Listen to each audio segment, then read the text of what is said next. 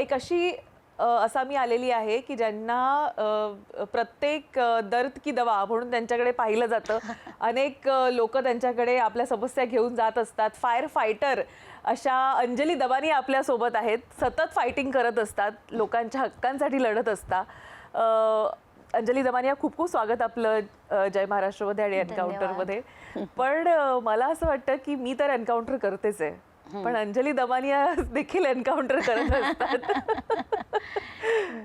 So स्वरूप वेगवेगळं आहे फक्त एन्काउंटरचं. So you have been encountering with lot of questions. लोकांकडून येणाऱ्या त्यांच्या समस्या, आपण अनेक समस्यांना वाचा फोडलेली आहे, अनेक प्रकरणं आपण हाताळलेली आहेत. अंजली दमानिया स्क्रीनवर दिसल्या की लोकांना वाटतं की आता न्याय हक्कासाठी कोणाच्या तरी अंजली दमानिया ह्या बोलत आहेत.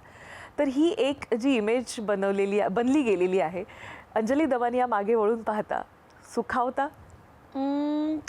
कधी कधी हो, पण बहुतेक वेळा असं वाटतं की आपण काय साध्य केलं. इतके वर्ष गेले, 14 वर्ष झाले, अनेक विषयांवर लढलो.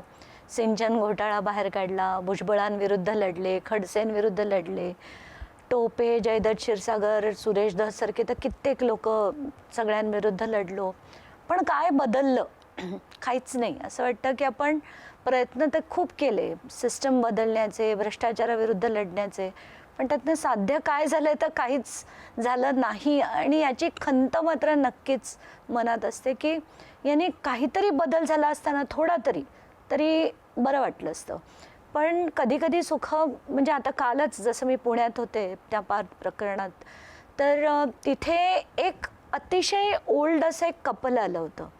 त्यांना कुठून तरी कळलं की बावधन पोलीस स्टेशनमध्ये, मला वाटतं बातम्यांमध्ये दाखवलं की अंजली दमानिया बावधन पोलीस स्टेशनमध्ये आले आहेत. तर ते बिचारे मला तिथे भेटायला आले. बाहेर येऊन म्हणतात, आम्हाला खूप आवडतं म्हणे, तुम्ही किती चांगलं लढता, मुद्द्यांवर लढता आणि जनसामान्यांच्या भावना तुमच्या असतात, ते बघून आम्हाला खूप बरं वाटलं, म्हणून तुम्हाला फक्त भेटायला आलो. हे जेव्हा बघतो ना तेव्हा बरंच बरं वाटतं. पण बाकी म्हटलं तर खरंच खंत वाटते.